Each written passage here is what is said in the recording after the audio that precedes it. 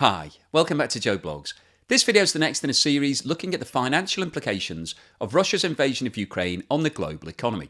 And in today's video, I want to look at the devastating impact that the sanctions are having on the Russian economy. Since the war started on the 24th of February 2022, there have been 9 rounds of sanctions that have been introduced, and each round of sanctions has built on the previous one. But the sanctions that we've seen come into place over the course of the last couple of months have been truly the most devastating. We've seen the European Union introduce a complete ban on the purchase of crude oil being transported over the sea, and then followed that up with a complete ban on the purchase of all refined products. And in addition to those bans, we've also seen oil price caps being introduced. So in today's video, I want to go through the impact of those bans and price caps. So I'll have a quick recap on the current situation. We'll then have a look at what's been going on with regards to the shipping of Russian oil, how this is going to impact Russia going forward, and how it's going to be very difficult for Russia to be able to avoid the price caps, even though they're saying that they don't comply with the price caps and they're refusing to have anything to do with any countries that are signing up to the price caps. The reality of the situation is somewhat different. So we'll go through some of that detail. We'll then have a look at what's happened to oil revenues for Russia over the course of the last 12 months, and then talk about what's happening right now with prices and what the impact of the bans and the price caps actually are. And then finally today, I'll round up with my summary. So what I think the likely implications for Russia are over the course of 2023, what the ongoing impact of the current sanctions will be for the Russian economy. So before we get started on all of that, if I could ask you for a thumbs up at some point during this video, if you're enjoying the content, please subscribe if you haven't done so already. Don't forget, I always include chapters, so if you don't have time to watch everything, you can pick and choose what you'd like to see. And if you'd like to support the channel, please have a look below where you'll find links to YouTube Super Thanks and membership, as well as Buy Me a Coffee and Patreon. And if you do support the channel, it will enable me to buy more things like this. Russia's invasion of Ukraine caused an immediate outcry amongst the West, and a small number of countries such as the USA, Canada and the UK came out and said that categorically they would not be buying any more Russian oil or gas products. However, for the vast majority of countries, it wasn't quite as simple as that. Most of Europe had grown to become totally dependent on Russian oil and Russian gas over the course of the last 20 years. So much so, in fact, that Russia had actually built a network of pipelines all across Europe, which allowed a lot of these countries to receive supplies directly to their own refineries. So this was a very convenient way of doing business. And the Russian oil was the cheapest in the market. So it worked really well from Europe's point of view, and obviously from Russia's point of view, they were happy to sell large volumes to all of these countries. So it's taken quite a long period of time for all of those European countries to actually get to a position where they've been able to switch off the purchase of Russian oil. But on the 5th of December, an outright ban was introduced by the European Union, which is 27 countries. They're no longer able to buy any seaborne crude oil from Russia. And that obviously had a big impact on Russia because historically, the European Union was Russia's single biggest market. But that wasn't the only problem that Russia was facing on the 5th of December. Alongside the European Union ban, the G7 and the West also introduced an oil price cap of $60 for the purchase of any Russian crude oil. And the way that the oil price cap was due to work was that any countries from the West who were supplying either vessels or shipping services such as insurance to Russia would need to see official documentation to prove that those deals had been done at $60 or less. Otherwise, they would refuse to supply any of those services. And in a minute, we'll have a look at what Russia's exposure to those shipping services actually is with regards to shipping all of its oil products. But the European Union and the West didn't stop there. On the 5th of February, it was announced that the European Union had introduced an outright ban on the purchase of all refined products. So this related to gasoline and diesel and all of the products that you use on a daily basis. And alongside that ban, they also introduced a price cap on all of those refined products. So as it stands right now, the vast majority of the European Union is no longer buying any oil products from Russia. There are a couple of exceptions, a couple of countries who are finding it very difficult to actually find replacements or still allowed to receive oil through the pipelines. But for everybody else, there's an outright ban. So that represents a huge market reduction from Russia's point of view. But also alongside the ban, they're now facing these oil price caps, which are being applied to the sale of all of their oil. So let's have a look at the shipping detail to see how effective these oil price caps actually will be in reality. Now, before we go on any further today, I want to talk to you about today's sponsor, Atlas VPN. and to let you know about their amazing 3-year deal whereby you can get full coverage for only $1.83 per month, including an additional 3 months extra and a no-risk 30-day money-back guarantee. If you use the internet without any form of protection, you leave yourself exposed to tracking, hacking, and advertising. Using Atlas VPN protects you from all of these. Atlas VPN provides you with comprehensive security and is used by more than 6 million people worldwide. So it's fantastic news that it will protect you from hacking and tracking and data breaches. But what's also great news is that it can save you money and open up a whole new world of entertainment, because it allows you to change your location, which gives you the opportunity to get better deals and to access content that may not be available in your region. Atlas VPN is available to use on unlimited devices for one subscription, and Atlas VPN is currently offering an amazing 3-year deal whereby you can get full coverage for only $1.83 per month, including an additional 3 months extra and a no-risk 30-day money-back guarantee. So to purchase this exclusive Joe Blogs offer, please click in the description below.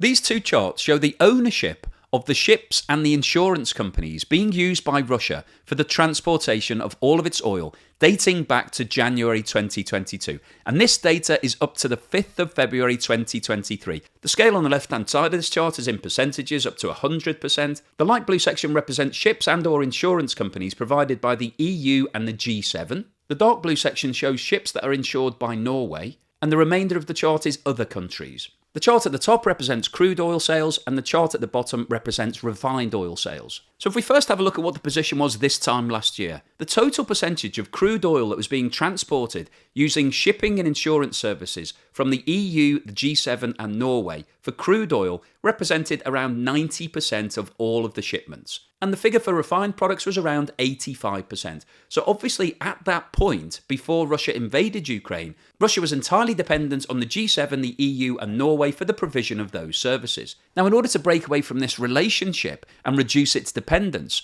you would have expected Russia to have significantly reduced that percentage, but there are a number of problems that Russia has been facing over the last 12 months. Firstly, the demand for shipping services has increased globally. Because Europe and the rest of the world is changing its buying patterns, nobody wants to buy from Russia. All of the countries of the EU are trying to cut off those pipeline supplies, and therefore demand for the shipping of oil has gone up significantly over the last 12 months. And in the shipping business, it takes a long time to change the supply chain. We're talking about huge tankers here. They're expensive to build, and it's not easy to be able to increase the volume by hundreds of thousands in any one year. So in terms of the supply and demand dynamic, demand has risen significantly and supply has not risen significantly. So it's not easy for Russia to be able to find alternative shipping. But in addition to that, the problem that Russia is really facing is that the shipping industry is dominated by the G7, European Union and Norway. A lot of the major international shipping firms are based in those countries, and they have the largest fleets and the biggest purchasing power. So unfortunately, from Russia's point of view, the market is entirely dominated by the West. And you can see the evidence of that in these charts, because over the course of the last 12 months, Russia hasn't really been able to reduce its dependency. And if you look at the position for the 5th of February, you can see that for crude oil products, Russia is still using these services for around 70% of all of its shipments. And the figure for refined products is even higher at around 80%. And the reason that this is important is that it relates directly to the implementation of the price caps. As long as Russia continues to use shipping services from the West, it's going to have to comply with the price cap, whether it likes it or not. Because those vessels and those insurance companies will not transport any Russian oil unless they have proof that the deals that have been struck have been done for $60 or less. So Russia may be saying that they're refusing to comply with the cap and they won't sell any of their oil below $60. However, the reality is if they do deals above $60, they won't actually be able to deliver that oil because they won't have access to the vessels or the insurance. And the insurance is really important because you need it to be able to go onto the open seas in case there's a disaster, and you also need it before you're able to dock to unload all of the oil. So if they don't have any insurance, none of the ports will accept the delivery of that oil. Now, as we discussed earlier, the price cap for crude oil products has been in place for a couple of months now, so it's becoming quite established. But the price cap for refined products is a bit more complicated because there's so many different refined products and they're all transported separately. So the great thing about crude, if you're a buyer, is that you can take delivery of enormous amounts of it in one ship. So it reduces your logistics and the transport costs. You only have to arrange for one ship to dock, unload it, and then you can start working on that crude oil and do your own refining of it. However, if you're buying refined products, you have to organise multiple deliveries. So let's have a look at the different types of ships that are used to transport oil products to get a feel for why this is going to be such a problem from Russia's perspective. This graphic shows the 7 different classifications of tanker that are used to transport oil products. So we're going from the very smallest at the top to the very largest at the bottom. And to give you a better understanding of the problems that Russia's facing, I thought we'd start with the very largest vessel at the bottom. These are referred to as ultra-large crude carriers. These are absolutely gigantic, these ships. The very largest of these vessels can hold up to 3.7 million barrels of oil. So from Russia's point of view, this is the dream ticket. You load up 3.7 million barrels onto one ship. That ship then docks, which is easier said than done because there are only a small number of ports all around the world that are actually large enough to be able to enable these ships to come in and dock. In some situations, they actually have to have a transporting ship which unloads and then brings the oil into the port itself. But from a logistical and a cost point of view, putting oil onto these tankers is the best option for both the buyer and the seller because you've only got one vessel that you have to load up, you've only got one docking, you've only got one unloading, and at the end of the process, you've got 3.7 million barrels of crude oil that you can then put into your refinery and start working on. And Russia is selling around 8 million barrels of oil every single day into the international markets. So in a dream ticket scenario, they could load up 3 of these ultra-large crude carriers, and that would be their daily quota done and dusted. The next largest category is the very large crude carriers, and these can take up to 2.2 million barrels of oil. So again, very attractive from both the buyer and seller's point of view. And if you look at the left-hand side of this chart, you can see that these 2 largest vessels only relate to crude oil because these are the volumes that you're actually transporting crude oil in. If we now drop down to the next category, you can see that these vessels are used either for refined products or crude oil. And the LR2, which is the long range 2, is the very largest vessel that's used for transporting refined products. And that's because refined products tend to be ordered in smaller quantities.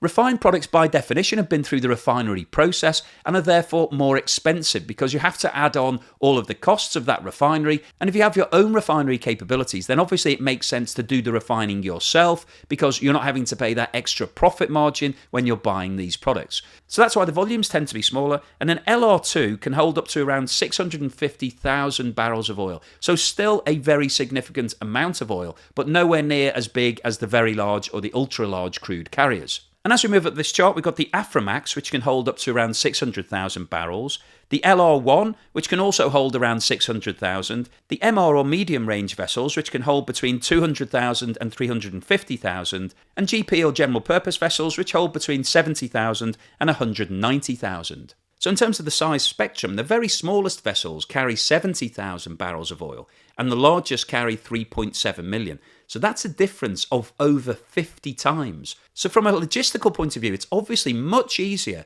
to use one of the ultra-large crude carriers rather than 50 of the smallest general purpose carriers. Because you've got to pay the loading and unloading fees, the port fees, you have to pay all of the personnel who are on the ship, you have to pay for the fuel. So from an economies of scale perspective, it really doesn't make sense to use lots and lots of small vessels. You really just want to focus on using the bigger vessels. But the problem that Russia has is twofold. Firstly, a lot of these vessels are owned by the West. So that's one of the reasons why Russia hasn't been able to reduce its dependence, because there's simply not enough capacity in the market to be able to do that. And secondly, with regards to refined products, it's the smaller vessels that are used because the order amounts are much smaller. Countries don't want to lock into buying massive quantities of refined oil when they can buy crude oil and do it themselves.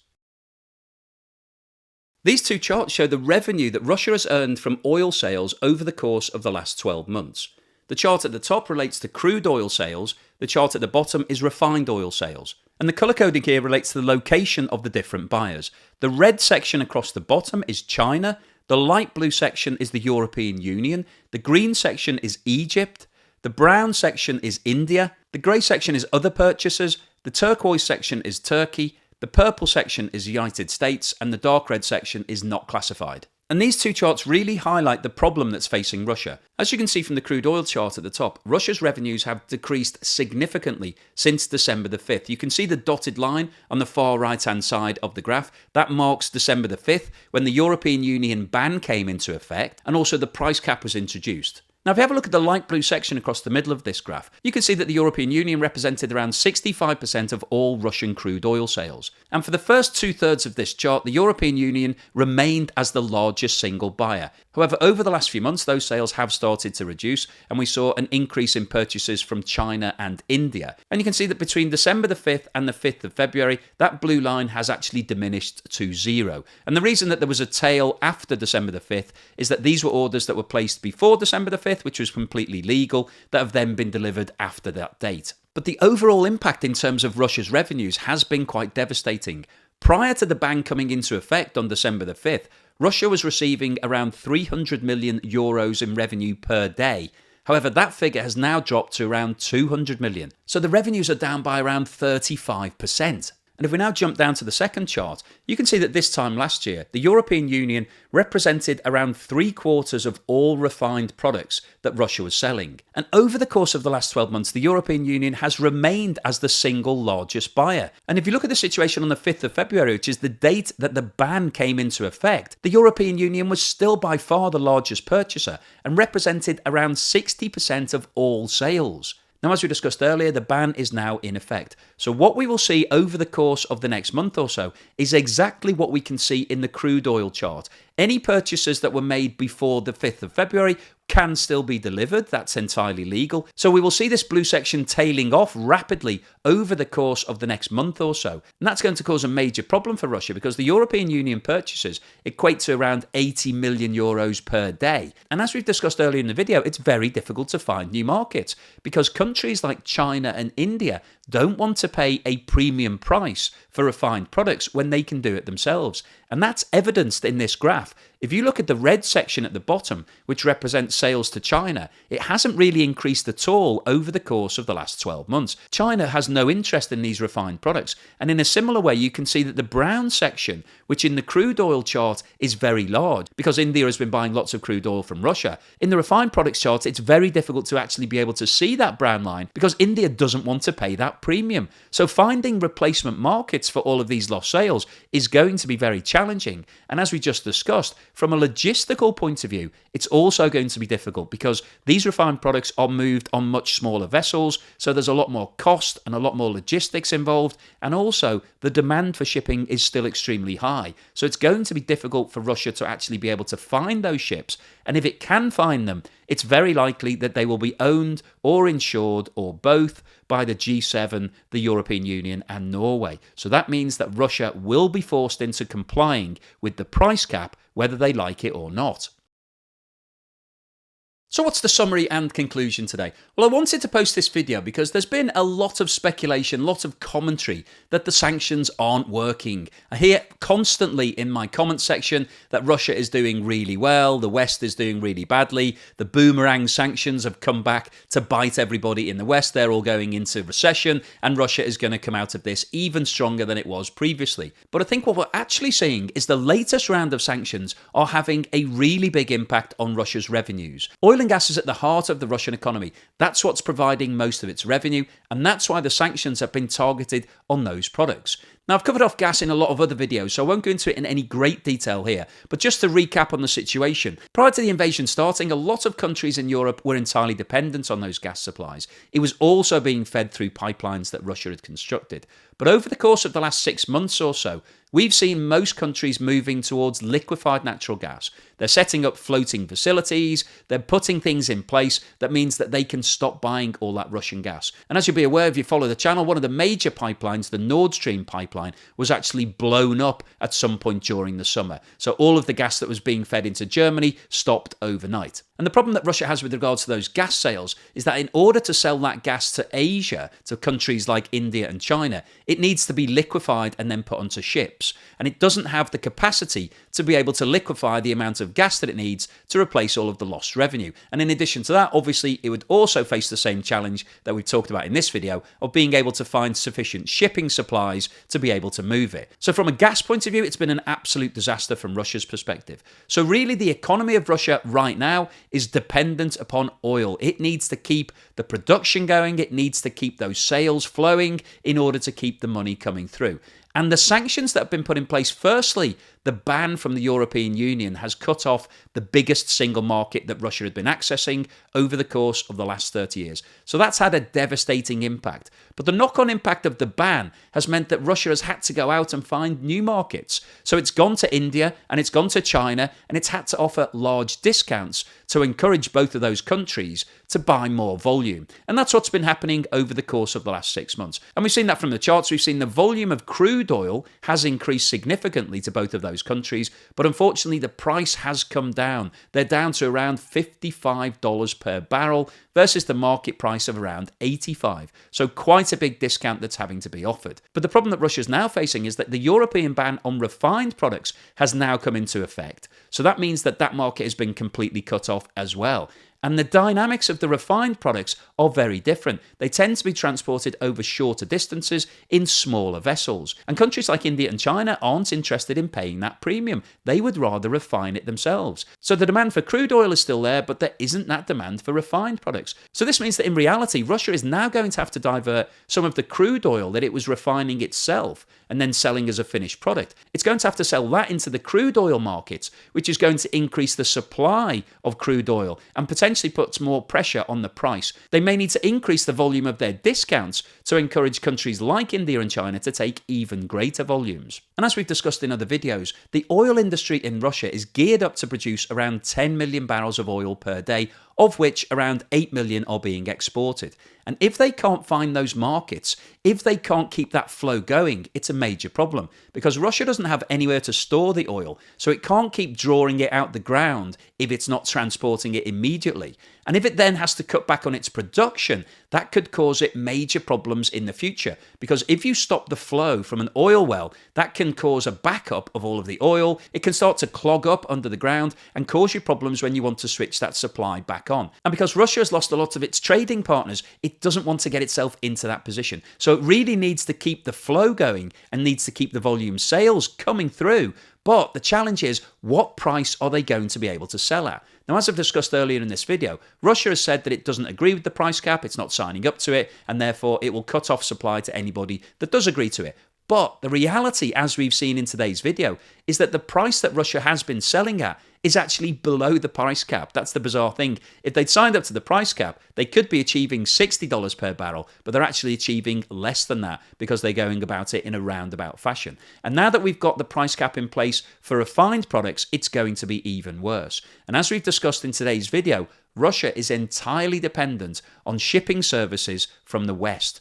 And that means that it's going to have to comply with the price caps. Otherwise, those shipping services will be cut off and it won't be able to deliver the product. That means it will then have a backup of oil and it's going to have to cut back on its production. And that will be a really vicious circle if Russia gets itself into that situation because it could find major problems in the future and have a long-term impact on the Russian economy. So I think the overall summary from today's video is that the sanctions that we've seen put into place over the last couple of months, specifically targeting Russian oil, are starting to have a massive impact. And I think over the next 3 to 6 months, we will see Russia suffering from these reduced sales and the reduced prices and the reduced income, and the deficit in the Russian budget is likely to be much larger this year than it was last year because prices have come down anyway in the market. And so Russia is really under financial pressure. And it'll be interesting to see how long they put up with this situation or whether or not they decide that they need to agree to some form of peace settlement in order to sort out this situation and put the oil and gas industry back on track. So hopefully you found today's video useful, informative and thought-provoking. If you've liked what I've said, then please give me a thumbs up. And thank you for watching this video all the way through to the end.